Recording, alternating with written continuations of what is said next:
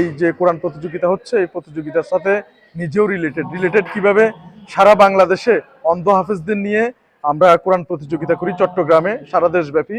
তো এইবারে নির্বাচনের কারণে হয়তো আমার এই প্রোগ্রামটা হচ্ছে না, কিন্তু কোনো না কোনোভাবে আল্লাহ আরেকটি প্রোগ্রামের সাথে আমাকে সম্পৃক্ত করে দিয়েছে, এখানে এসেছি এবং অন্তর থেকে দোয়া করি এই ধারা যাতে সবসময় অব্যাহত থাকে। এই কোরআনের শাসন, কোরআনের আইন এবং এই কোরআনের প্রতি ভালোবাসা যতদিন থাকবে অন্তত ততদিন পর্যন্ত আমরা বিপথে যাব না এবং আমাদের সমাজ ভালো থাকবে। তাই আমার প্রার্থিতার প্রচারণার চেয়ে কোরআনের প্রচারণাটা আমি সবচেয়ে অগ্রাধিকার মনে করি। এই জন্য আমি এখানে চলে আসছি এবং ইনশাল্লাহ ভবিষ্যতেও এই ধারার সাথে অব্যাহত থাকবে। স্পেশালি ধন্যবাদ জানাচ্ছি জীবনের আলো সামাজিক সংগঠনকে, যারা এই সুন্দর অনিন্দ আয়োজন করেছে এবং ভবিষ্যতেও এই আয়োজনের সাথে আমি থাকবো এবং ওনারা যখনই ডাকবে তখনই আমাকে পাশে পাবে।